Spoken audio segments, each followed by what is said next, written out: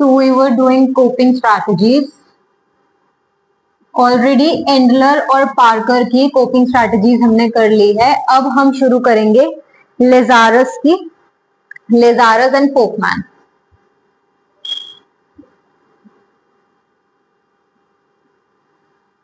अब इनके अकॉर्डिंग भी इन्होंने भी जो कोपिंग की डेफिनेशन दी है वो बहुत डिफरेंट दी है. ठीक है, coping according to Lazarus and Folkman, उनके हिसाब से जो कोपिंग है वो एक डायनामिक प्रोसेस है rather than an individual trait. Dynamic process मतलब कि आप चेंज कर सकते हो, आप नई कोपिंग स्ट्रैटेजी सीख सकते हो.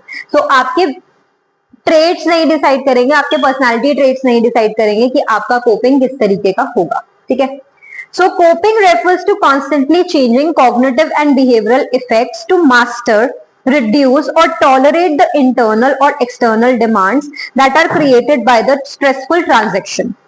जो कोपिंग है according to Lazarus and Folkman एक कॉन्स्टेंटली चेंजिंग कॉग्निटिव और बिहेवियरल इफेक्ट्स है. मतलब आपका कॉग्निशन और आपका बिहेवियर लगातार चेंज हो रहा है, या तो मास्टर करने के लिए या टॉलरेट करने के लिए वो सारे चीजें जो स्ट्रेस प्रोड्यूस कर रहा है, ताकि आप उस चीज को कम कर सको. ठीक है, ओके. सो इनके अकॉर्डिंग जो पहली हमारी स्ट्रैटेजी हो सकती है वो है प्रॉब्लम फोकस्ड स्ट्रैटेजी. अब प्रॉब्लम फोकस स्ट्रैटेजी बहुत ज्यादा उससे रिलेटेड है जो हमने एंडलर और पार्कर की भी पढ़ी थी. इसमें मेनली क्या है, हम प्रॉब्लम को ही अटैक करते हैं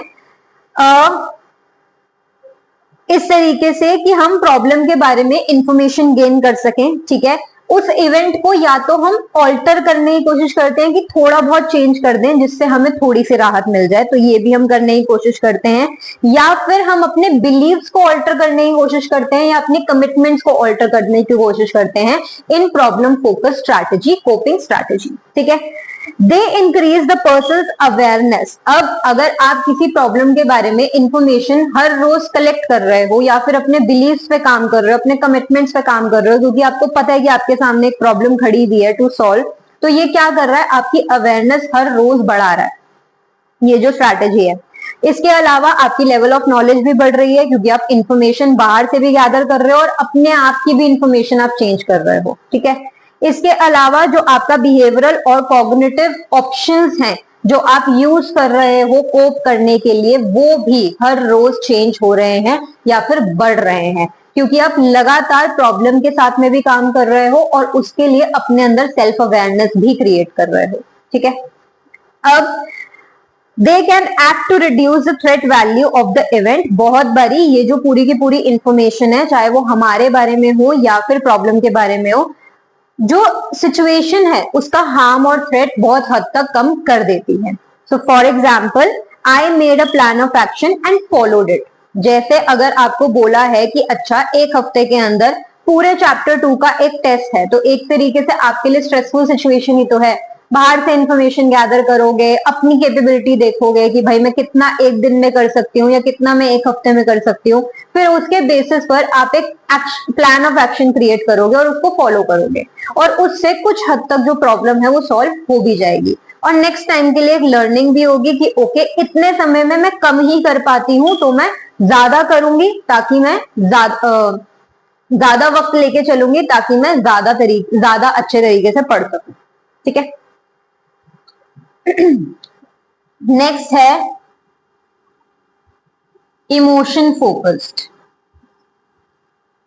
इमोशन फोकस नाम से समझ में आ रहा है, इसके अंदर हमें साइकोलॉजिकल चेंजेस चाहिए होते हैं जिससे एक तरीके से अब कोई भी स्ट्रेसफुल इवेंट होगा तो वो हमारे अंदर नेगेटिव इमोशंस तो प्रोवोक कर रहा है, तो नेगेटिव इमोशंस को थोड़ा सा कम करने के लिए हम एक तरीके के साइकोलॉजिकल चेंजेस करते हैं in problem focus coping strategy.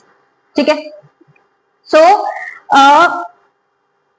Event के बारे में कुछ नहीं कर रहे हैं, जैसे हम पहले वाली स्ट्रैटेजी में इवेंट को भी ऑल्टर कर रहे थे, चीजों को ऑल्टर करने की कोशिश कर रहे थे या चेंज करने की कोशिश कर रहे थे। हम ऐसा कुछ भी नहीं कर रहे हैं। यहाँ पर हम अपनी ही मानसिकता के अंदर कुछ चेंजेस लेकर आ रहे हैं, ताकि जो नेगेटिव इमोशंस एक प्रॉब्लम हमारे अंदर अराइज कर रही है, हम उसको थोड़ा सा ठीक कर सके। ठीक है, so for example I did some things to let it out of my system. तो मुझे पता है कि प्रॉब्लम चल रही है लाइफ के अंदर, लेकिन मैं उस प्रॉब्लम का कुछ नहीं कर पा रही हूँ। लेकिन जो इमोशंस मेरे अंदर उस प्रॉब्लम की वजह से आ रहे हैं, वो मैंने किसी फ्रेंड के साथ में, किसी कजन के साथ में, पेरेंट्स के साथ में वेंट आउट कर लिए हैं, जिससे कुछ हद तक वो जो नेगेटिव इमोशंस हैं वो मुझ पर इम्पैक्ट कम डालेंगे।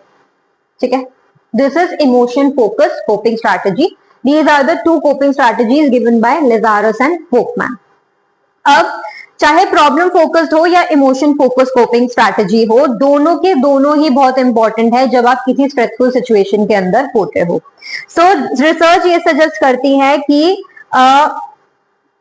ज्यादातर जो लोग हैं वो ये ज्यादा यूज करते हैं as compare to this one. So problem focus strategy हम ज्यादा यूज करते हैं as compare to emotion focus strategy, for obvious reasons in our society. क्योंकि कोई किसी की सुनना नहीं चाहता है, क्योंकि सबकी लाइफ में कुछ ना कुछ चल रहा होता है। तो हम भी बहुत बार सामने वाले के आगे वेंट आउट नहीं करते हैं, ये सोच के कि सामने वाले की लाइफ में भी कुछ चल रहा होगा, मैं उसको भी परेशान कर दूंगी।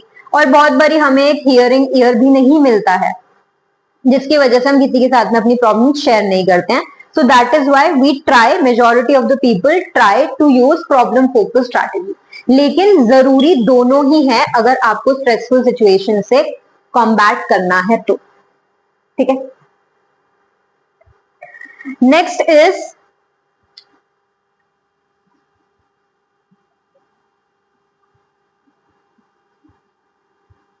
Stress management techniques. हमने पूरा का पूरा स्ट्रेस के बारे में पढ़ लिया है, अब हम इसे मैनेज करना सीखेंगे। ठीक है, तो ये चैप्टर तुम्हारा नॉर्मली अब तक तुम्हें ये समझ में आ गया होगा कि स्ट्रेस किस वजह से लाइफ में हो रहा है। तो एक अवेयरनेस तुम्हारे अंदर क्रिएट हो सकती है कि ओके, क्या ये मेरे साइंस और सिम्टम्स हैं स्ट्रेस के। ठीक है, या फिर कौन सी सिचुएशन किस तरीके के नेगेटिव इमोशंस मेरे अंदर इवोक कर रही है। अब अगर वो चीज हो रही है, क्योंकि स्ट्रेस को तो आप अवॉइड ही नहीं कर सकते, वो सबकी लाइफ में, चाहे मैं हूं या तुम लोग हो, सबकी लाइफ में स्ट्रेस है। अब उसके ऊपर वर्क कैसे करना है वो भी हम इसी चैप्टर में सीखेंगे। ठीक है, तो सबसे पहली जो है वो है relaxation technique.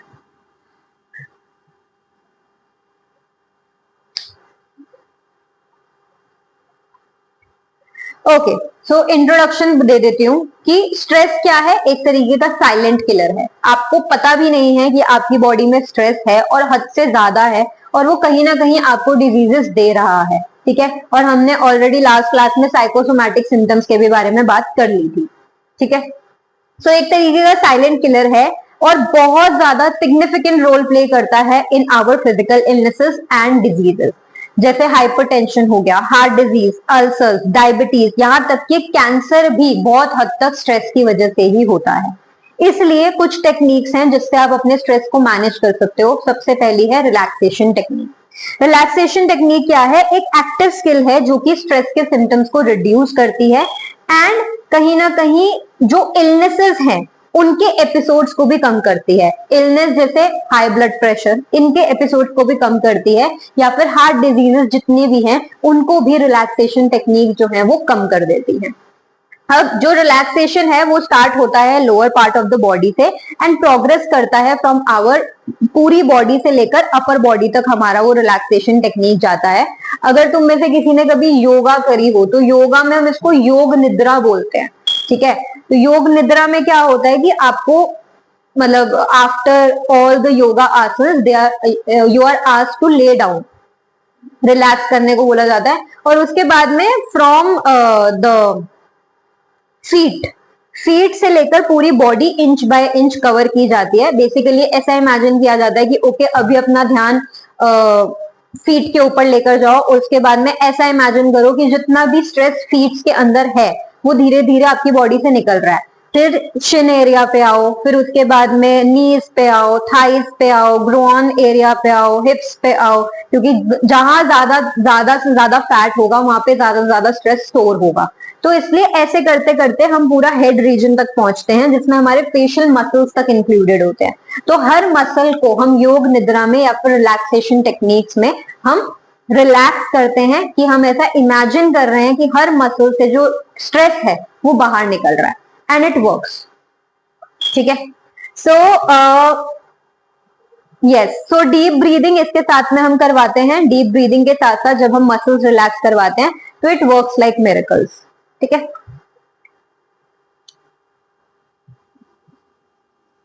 Next is meditation procedures.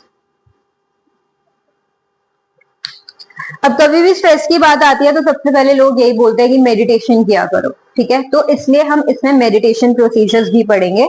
अब जितने भी योगिक मेथड हैं मेडिटेशन के, जिसके अंदर सीक्वेंस ऑफ लर्न टेक्निक्स होती हैं, कि आप अपना पूरा का पूरा जो अटेंशन है वो अपनी ऑल्टर्ड स्टेट ऑफ कॉन्शियसनेस में लेकर जा रहे हो। मतलब ये आपकी कॉन्शियसनेस है जिसमें हम अभी एक्टिव है, एक ऑल्टर्ड स्टेट ऑफ कॉन्शियसनेस होता है जिसमें आप अपना पूरा फोकस लेकर जा रहे हो। आपके थॉट्स आपके दिमाग में आ रहे हैं, क्योंकि थॉट्स को कोई कंट्रोल नहीं कर सकता, कोई भी।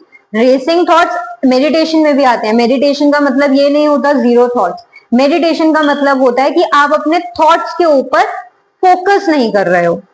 Right now in our conscious mind what we do, जो भी थॉट हमारे दिमाग में आ रहा है उसके ऊपर हम हद से ज्यादा फोकस कर लेते हैं और ओवर थिंकिंग का पहाड़ खड़ा कर देते हैं। मेडिटेशन में क्या होता है कि हमें पता है कि थॉट्स आ रहे हैं, but we are choosing not to pay attention on it, जिसकी वजह से बहुत हद तक हमारी प्रॉब्लम जो है वो सॉल्व हो जाती हैं और माइंड एकदम हल्का हो जाता है। So this is altered state of consciousness. अब ज्यादा से ज्यादा प्रैक्टिस करने पर ऑब्वियसली आप अलग स्टेट में भी जा सकते हो, बट वो फिर कि कोई ना कोई गुरु होना चाहिए आपको सिखाने के लिए। बट घर पे जो अगर करना है तो वो तो आप ऐसे ही कर सकते हो। अब इसमें क्या होता है कि हम कंसंट्रेशन यूज करते हैं एक तरीके से, we become aware of any outside stimulation and reaches a different state of consciousness. शुरुआत में ऐसा हो सकता है कि मेडिटेशन जब आप करने के लिए बैठ रहे हो तो ऐसा ना हो कि आप बाहर की चीजों के बारे में अवेयर नहीं हो। आप अवेयर हो, but at the same time आपके दिमाग में जो थॉट्स आ रहे हैं उसके बारे में, उस पर आप फोकस नहीं कर रहे हो। धीरे धीरे जैसे जैसे आप मेडिटेशन प्रैक्टिस करोगे वैसे वैसे ऐसा हो जाएगा कि with in 5 minutes of meditation आप अपने आउटसाइड वर्ल्ड से डिस्कनेक्ट कर जाओगे। आपको पता ही नहीं चलेगा कि आपके आउटसाइड वर्ल्ड में क्या हो रहा है, for the period of time जब तक आप मेडिटेशन कर रहे हो। ठीक है, सो एकदम से वो कॉन्शियसनेस या वो स्टेट जो है नहीं आती है कि आप अपने आउटसाइड वर्ल्ड से डिस्कनेक्ट हो गए। ठीक है, it comes with practice. Next technique is biofeedback.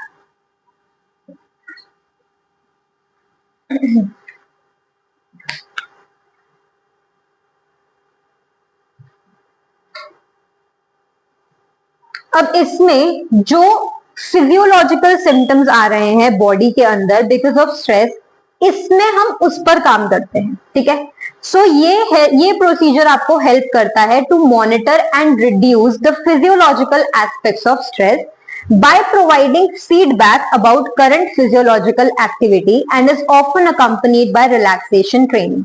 अब इसमें आप जिस भी किसी भी इंसान के साथ में आप बायो फीडबैक कर रहे हो, आप अकेले बायो फीडबैक नहीं कर सकते हो, क्योंकि किसी ना किसी का साथ तो चाहिए, आपको कोई ना कोई प्रोफेशनल हेल्प चाहिए, जिसमें आप अपने फिजियोलॉजिकल सिम्टम के बारे में सामने वाले को बता रहे हो और उसके बाद में with the help of relaxation धीरे धीरे आपका जो फिजियोलॉजिकल सिम्टम है वो रिड्यूस हो जाएंगे इन बायो फीडबैक।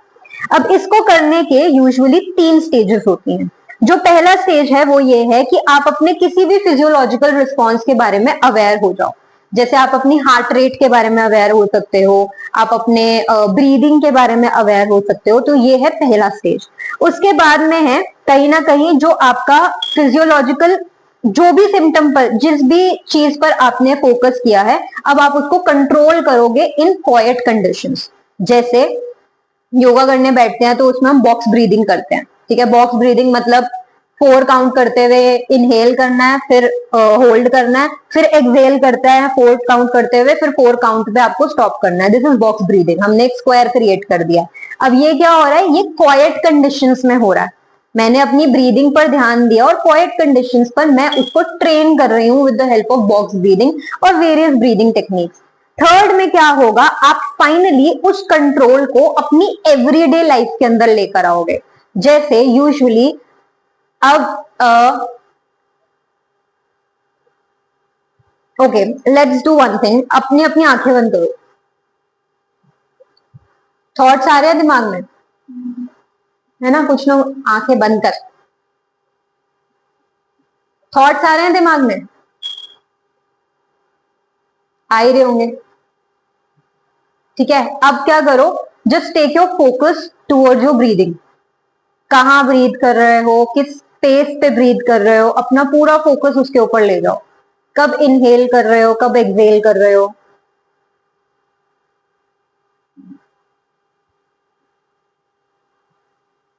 अब आए थॉट्स। जब तुम अपनी ब्रेथ पे फोकस कर रहे हो तो क्या थॉट्स आए तुम्हारे दिमाग में? नहीं आए। You can open your eyes. So this is how your breathing work. तो तुमने अभी क्या किया, मैंने क्वाइट कंडीशन में तुम्हारी ब्रीदिंग पे मैं तुम्हारा फोकस ले गई और उसी टाइम पे तुम्हारे रेसिंग थॉट्स बंद हो गए। तुम्हारा ध्यान नहीं गया, थॉट्स अभी भी हैं दिमाग में, बस तुम्हारा ध्यान कहाँ चला गया, तुम्हारी ब्रीदिंग पे चला गया। अब ऐसा तुम क्वाइट कंडीशंस में जब रोज करोगे, सपोज करते हैं 5 मिनट अपने साथ में बैठो, एक सेंटेड कैंडल जला लो और अपनी ब्रीदिंग पे फोकस करना शुरू करो। I am not asking you to do meditation, just focus on your breathing. जितनी लंबी गहरी सांसें ले सकते हो उतनी लंबी गहरी सांसें लो उस 5 मिनट में। धीरे धीरे आपकी बॉडी ट्रेन हो जाएगी। फिर नेक्स्ट टाइम जब आपको केओटिक समय में भी, मतलब आपके आसपास लोग हैं लेकिन फिर भी आपको स्ट्रेस हो रहा है और आपको लग रहा है कि आपकी ब्रीदिंग शैलो हो गई है, तो आप अगर अपना फोकस ब्रीदिंग पर लेकर जाओगे तो उस केओटिक माहौल में भी आप स्ट्रेसफुल नहीं महसूस करोगे। This is bio feedback. ठीक है, तो आप अपना ध्यान कहीं पे भी लेके जा सकते हो। ठीक है,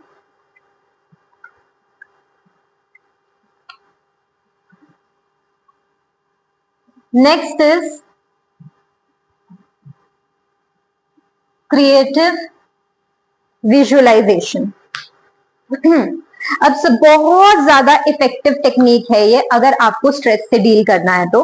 क्रिएटिव विजुअलाइजेशन एक सब्जेक्टिव एक्सपीरियंस है जिसमें हम इमेजरी या फिर इमेजिनेशन यूज करते हैं। तो एक इमेजिनेशन यूज कर रहे हैं, that is why it is a creative experience. अब जब आप विजुअलाइज करने बैठ रहे हो उससे पहले आपको अपने माइंड में एक रियलिस्टिक गोल बनाना है जो कहीं ना कहीं आपको कॉन्फिडेंस देगा, क्योंकि एक रियलिस्टिक गोल ही आपको कॉन्फिडेंस दे सकता है। अगर मैं ये विजुअलाइज करने के लिए बैठ रही हूँ स्ट्रेस वाला, चलो सपोज मेरे को चाहिए 5 लाख रुपए महीना, ठीक है, मैं इसके ऊपर फोकस कर रही हूँ। अब ये मेरे लिए रियलिस्टिक है, मैं कमा सकती हूँ 5 लाख रुपए महीना। मैं यही 10 करोड़ सोचूंगी तो शायद वो रियलिस्टिक नहीं है। ठीक है, तो विजुअलाइज करने से पहले एक रियलिस्टिक गोल अपने दिमाग में बिठाओ जो कि आपको कॉन्फिडेंस देगा कि हाँ मैं ऐसा कर सकती हूँ या कर सकता हूँ। उसके बाद में जैसे ही आप ये गोल अपने दिमाग में रख लेते हो और आपका जो कंडीशंस हैं वो क्वाइट है, बॉडी आपकी रिलैक्स है और आईज आपकी क्लोज हैं, ये बहुत ज्यादा, जब आप अपनी आईज क्लोज कर लेते हो, अपनी बॉडी को रिलैक्स कर लेते हो, तो ये बाहर से कोई भी इंटरफेरेंस नहीं क्रिएट करेगा और इंटरफेरेंस नहीं होगी तो आप अच्छे तरीके से विजुअलाइज कर पाओगे। और जैसे जैसे आप विजुअलाइज करोगे एक तरीके की इमेजिनेटिव सीन आप अपने दिमाग में क्रिएट कर सकते हो और वो बहुत बड़ी लॉ ऑफ अट्रैक्शन से मैनिफेस्ट भी हो जाता है और कहीं ना कहीं आपको रिलैक्स भी कर देगा। ठीक है, और अगर मैनिफेस्ट हो रहा है तो दिक्कत क्या है ना? तो this is how you can do it. कि अगर तुम्हें ऐसा लग रहा है, जैसे my therapist told me to do this, कि जब कभी I still have certain sensations in my body, जब मैं ऐसे माहौल में होती हूँ जो मेरे को नहीं चाहिए, तो my therapist has told me कि we explored in our EFT sessions कि मेरी हैप्पी प्लेस कौन सी है। तो my happy place is Ladakh. ठीक है, तो when I went to Ladakh, वहां पे पूर्णिमा का चांद था, तो मेरे बिल्कुल कमरे से वो चांद दिख रहा था, it was shining like a diamond. तो मेरे दिमाग में वही मेमोरी है और वो मेरी हैप्पी प्लेस है। तो उसको मैंने, जब कभी भी मैं ऐसी सिचुएशन में होती हूँ तो मैं अपने आप के साथ में बैठती हूँ, आईज क्लोज करती हूँ और अपनी हैप्पी प्लेस पे चली जाती हूँ। अपने आप जो मेरा स्ट्रेस होता है, जो बॉडी की सेंसेशंस होती हैं, वो कंट्रोल में आ जाती है। ठीक है, तो ये सब चीजें तुम खुद भी कर सकते हो। These are very normal things but you got to practise it. Okay,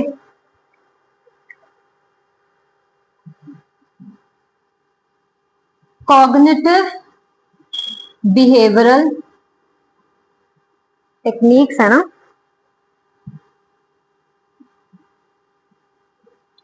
cognitive behavioural techniques, अब ये जो टेक्निक है ये बहुत हद तक स्ट्रेस को कम करने में हम यूज करते हैं। अब ये जो स्ट्रेस इनोकुलेशन ट्रेनिंग है, ये एक इफेक्टिव मेथड है जो कि डेवलप किया था मिशन बॉम ने। तो ये can be a one marker, mark करना है तो मार्क कर लो कि ये स्ट्रेस इनोकुलेशन ट्रेनिंग है जो कि मिशन बॉम ने इन्वेंट करी थी। अब इसमें क्या होता है कि जिसमें हम नेगेटिव और इरेशनल थॉट्स जो है वो पॉजिटिव और रैशनल थॉट से चेंज कर देते हैं। अब इसमें 3 मेन फेजेस होते हैं। पहला फेज है असेसमेंट, फिर है स्ट्रेस रिडक्शन टेक्निक और उसके बाद में है एप्लीकेशन, फिर है फॉलो थ्रू। ये 3 फेजेस में या 4 फेजेस में चलता है। असेसमेंट में क्या होता है कि हम nature of the problem discuss करेंगे कि क्या प्रॉब्लम एक्चुअली हमारे क्लाइंट को आ रही है, और वो क्लाइंट के ही व्यू पॉइंट से हम समझने की कोशिश करेंगे, उसमें अपना दिमाग हम नहीं लगाएंगे। उसके बाद में हम ऐसी टेक्निक्स लर्न करते हैं इसके अंदर जिसमें हमने स्ट्रेस रिडक्शन टेक्निक्स बोला है कि या तो रिलैक्सेशन टेक्निक सिखाई जाएंगी। अब जैसे मैंने जो तुम्हें रिलैक्सेशन टेक्निक्स बताई हैं वो नॉर्मल है, इसके अलावा और भी बहुत सारी होती हैं। इसके अलावा रिलैक्सेशन टेक्निक्स के अलावा हम सेल्फ इंस्ट्रक्शन भी यूज करते हैं। सो कॉग्निटिव एंड बिहेवियरल का हमेशा मतलब समझो। कॉग्निटिव का मतलब है तुम्हारे दिमाग में कोई चीज चल रही है, और दिमाग में, क्योंकि हमारी सोसाइटी ने हमें ऐसा कंडीशन कर दिया है कि हम सबसे पहले नेगेटिव ही सोचते हैं, तो हमें उस नेगेटिव थॉट या इरेशनल थॉट्स को पॉजिटिव से चेंज करना है। तो अगर मेरे दिमाग में आ रहा है कि नहीं मैं नहीं कर पाऊंगी, मुझे उसको चेंज करना, नहीं मैं कर लूंगी, I can do it, I can do anything I can do anything in this world. तो नेगेटिव और इरेशनल थॉट्स को पॉजिटिव थॉट्स से हमें रिप्लेस करना है और उसके बाद में उसको बिहेवियर में भी लेकर आना है। Suppose I am feeling very anxious, ये कैसा थॉट है? ये इरेशनल थॉट है, नेगेटिव थॉट है। I am feeling relax, I am feeling very relax, और इसके साथ साथ मैं अपनी ब्रीदिंग पे काम कर रही हूँ, तो मेरा कॉग्निशन भी चेंज हो रहा है और मेरा बिहेवियर भी चेंज हो रहा है। ठीक है, so this is cognitive behavioural technique. ठीक है, नेक्स्ट इज एक्सरसाइज।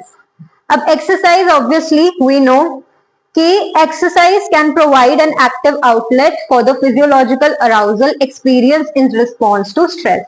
अब जिस तरीके का अराउजल हमारी बॉडी में स्ट्रेस के दौरान होता है उसको बहुत अच्छे तरीके से सिर्फ एक्सरसाइजिंग ही डील कर सकती है, क्योंकि एक्सरसाइजिंग भी उस तरीके का अराउजल आपके अंदर क्रिएट कर देती है। लेकिन वो स्ट्रेस दूसरे लेवल का होता है, वो अच्छा अराउजल है।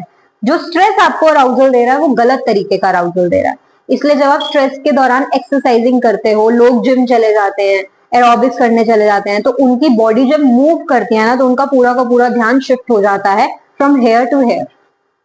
ठीक है, so regular exercise improves the efficiency of the heart, enhances the function of the lungs, maintains good circulation, lowers blood pressure, reduces fat in the blood, and improves the body's immune system.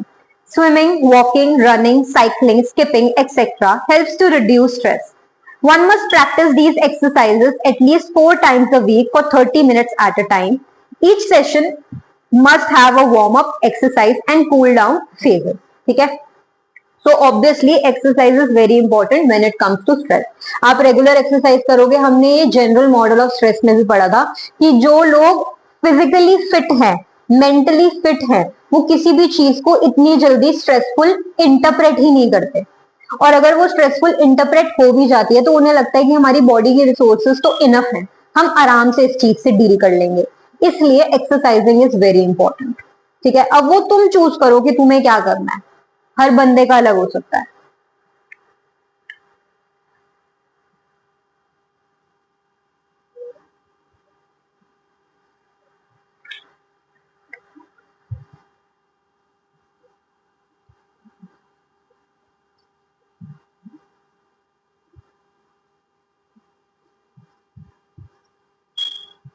Promoting positive health and well-being.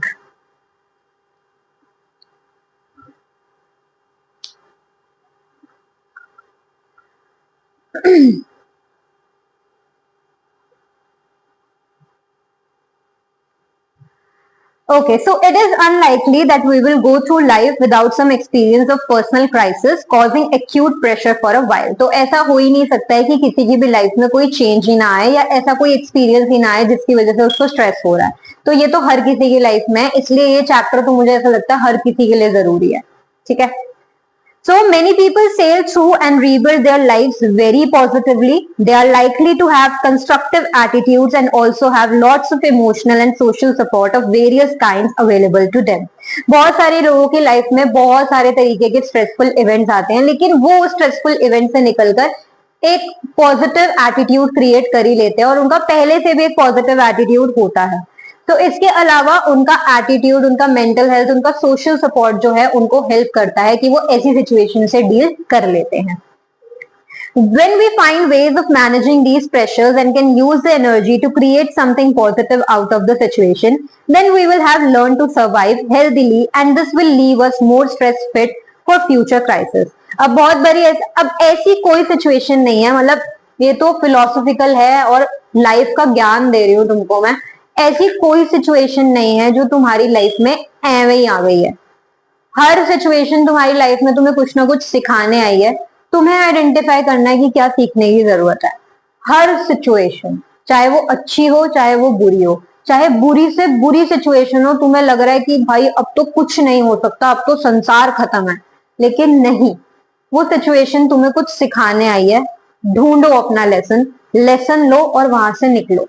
नहीं तो वो situation बार बार तुम्हारी life में आएगी, क्योंकि universe का purpose ही यही है, वो तुम्हें कुछ सिखाना चाहता है. नहीं सीखोगे तो लेसन बार बार आता ही रहेगा. अब वो कुछ भी हो सकता है. ठीक है. तो ऑब्वियसली जब किसी स्ट्रेसफुल सिचुएशन से आप अपना लेसन ले लेते हो तो आपको फ्यूचर के रेफरेंस में भी बहुत काम आता है और अपने अंदर एक सेल्फ कॉन्फिडेंस भी आता है कि okay I can deal with it. ठीक है.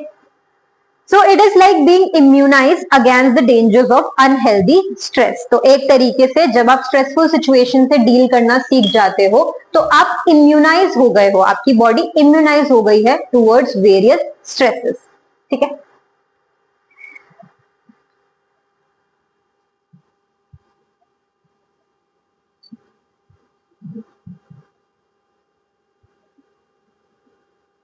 अब ये जो कॉन्सेप्ट है अच्छे तरीके से समझना. इस पे बहुत क्वेश्चंस आते हैं क्योंकि हद से ज्यादा कंफ्यूज करने वाला है, बट अगर समझ लोगे तो दिक्कत नहीं आएगी. ठीक है. जो इस पे क्वेश्चंस आते हैं वो भी बहुत बारी ऐसे होते हैं कि कंफ्यूज कर देते हैं कि पर्सनालिटी चैप्टर से उठाना था या थर्ड चैप्टर से उठाना था, क्योंकि it is stress resistant personality. तो बहुत बारी जो क्वेश्चन है, लास्ट टाइम ऐसा हुआ था कि क्वेश्चन बच्चों को कंफ्यूज कर रहा था कि चैप्टर 2 से उठाना है इसका आंसर या चैप्टर 3 से उठाना है. इसलिए अच्छे तरीके से समझना. अब जो recent स्टडी हुई है by Kobasa have shown that people with high levels of stress but low levels of illness share 3 characteristics. जो कोबासा ने एक नई स्टडी करी है जिसमें ऐसे लोगों पर स्टडी की गई है कि उनकी लाइफ में स्ट्रेस तो बहुत ज्यादा है लेकिन उनका जो लेवल ऑफ इलनेसेस है वो बहुत कम है. तो ऐसे लोग जिनकी लाइफ में स्ट्रेस बहुत ज्यादा है लेकिन इलनेसेस बहुत कम है, ऐसे लोगों में 3 कैरेक्टरिस्टिक्स होती है. That is which are referred to as the personality traits of hardiness.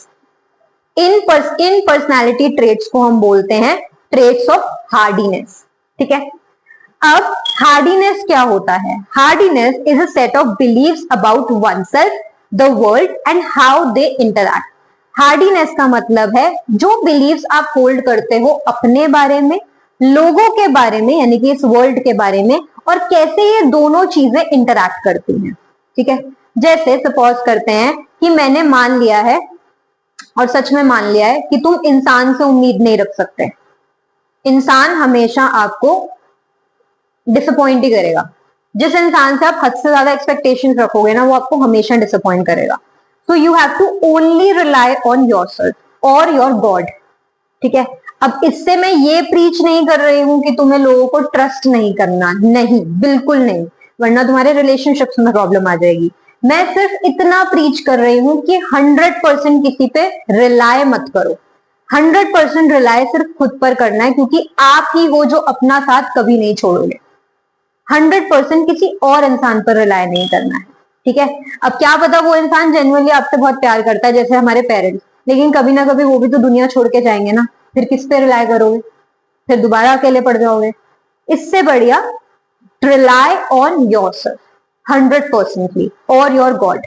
सो ये क्या है, ये मेरा बिलीफ है खुद को लेके कि I can do anything, I am capable of everything, I can handle everything on my own with the help of my God. This is my belief system. And दूसरों को लेकर मेरा बिलीफ सिस्टम ये है that do not trust people 100% या फिर blindly.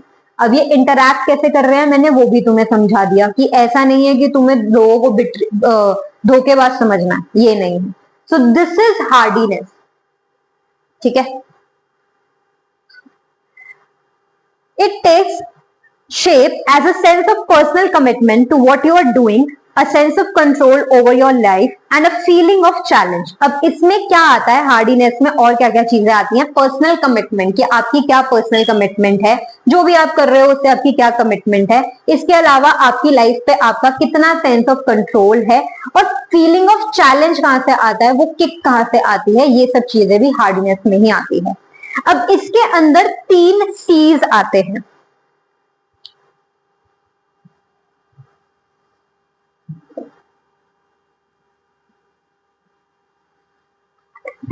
सबसे पहला था कमिटमेंट।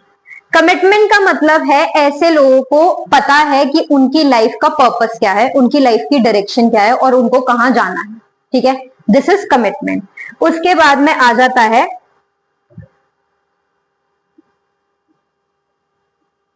कंट्रोल। कंट्रोल में मतलब एक तरीके से, okay let's take it this वे।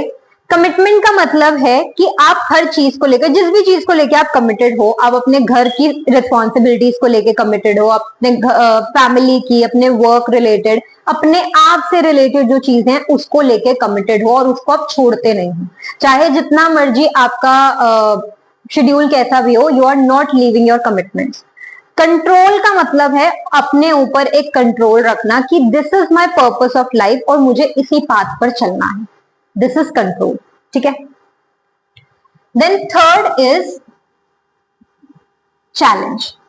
ऐसे लोग अपनी लाइफ में जो भी चेंज आता है, जिसको एक नॉर्मल इंसान बहुत नेगेटिव परसीव करता है, लेकिन ऐसे लोग उस चेंज को चैलेंज परसीव करते हैं कि ओके जो भी सिचुएशन है, चाहे वो पॉजिटिव है या नेगेटिव है, मुझे क्या सिखाने की कोशिश कर रही है।